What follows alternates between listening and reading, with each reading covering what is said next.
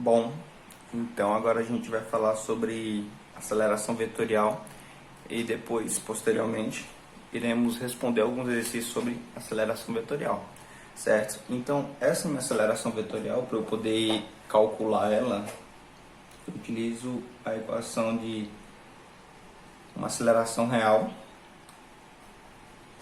é igual a raiz quadrada da minha aceleração tangencial ao quadrado mais aceleração centrípeta ao quadrado.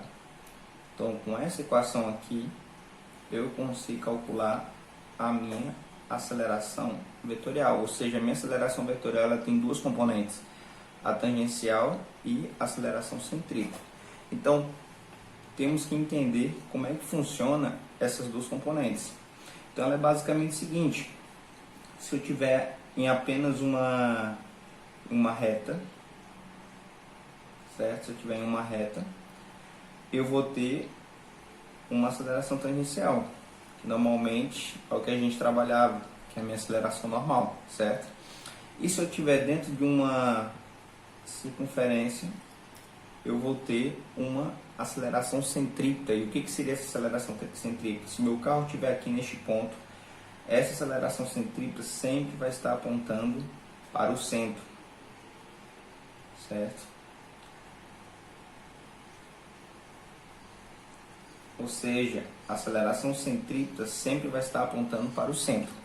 Tudo bem? Então a gente tem algumas características dessas componentes, certo? Na aceleração tangencial, quando falar movimento uniforme ou movimento circular uniforme, a minha aceleração tangencial ela vai ser igual a zero, tudo bem?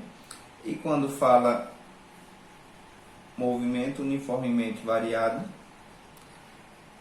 a minha aceleração tangencial é o próprio ar no qual eu estava já acostumado a trabalhar, tudo bem? E já na aceleração centrípeta, as características são bem tranquilas. Em que sentido? Quando eu falo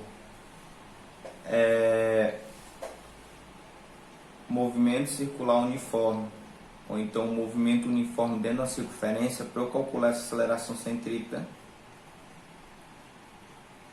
eu utilizo essa equação, que é a velocidade ao quadrado dividido pelo meu raio, certo? Então, para eu calcular essa aceleração real, eu preciso saber dessas duas informações, e normalmente essa informação ele me dá no exercício.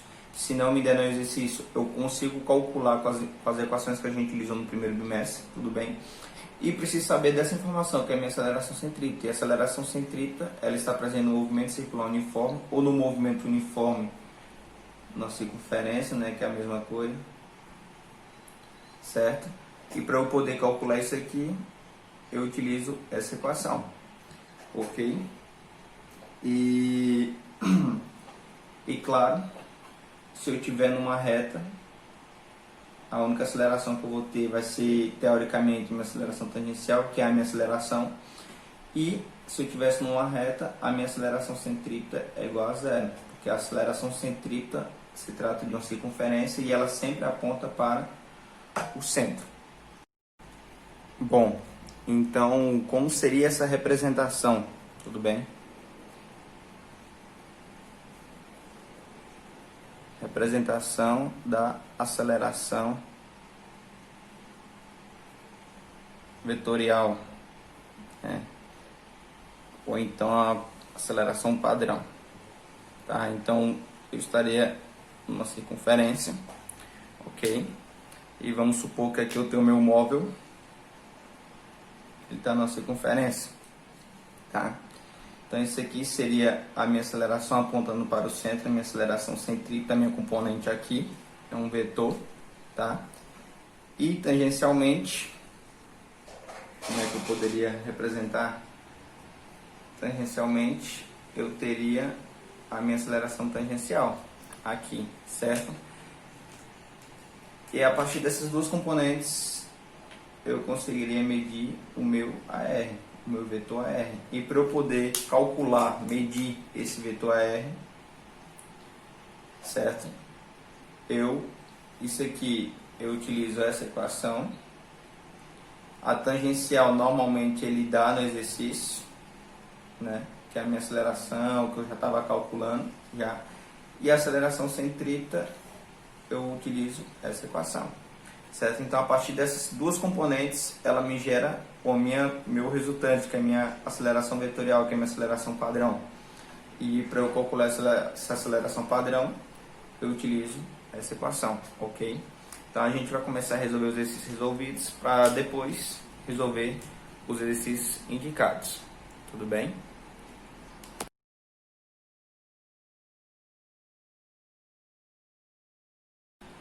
Bom, então vamos para a resolução de mais um exercício, o exercício resolvido 5 da página 86. Ele pede para a gente determinar o módulo da aceleração, ele quer saber o módulo,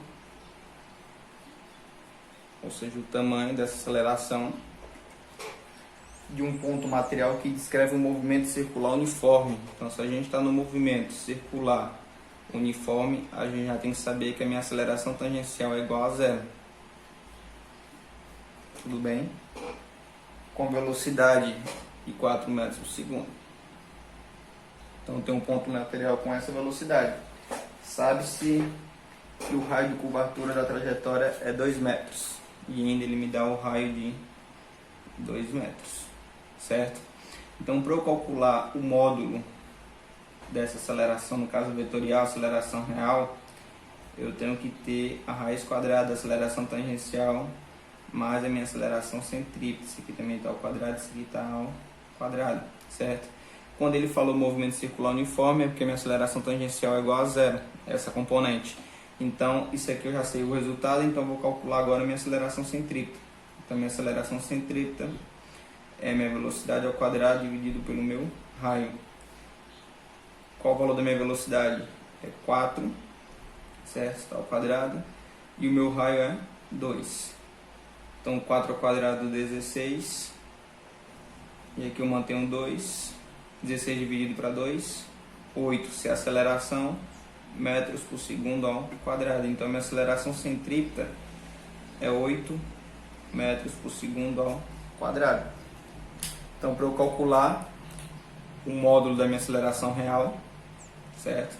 Então, vai ser o valor da minha aceleração tangencial é 0. O valor da minha aceleração centrípeta, calculei, é 8. Então, minha aceleração real vai ser igual a 0 ao quadrado é 0, 8 ao quadrado é 64. Minha aceleração real, 0 mais 64 é 64. Raiz quadrada de 64, 8 metros por segundo ao quadrado. Então, essa aqui é a minha aceleração real.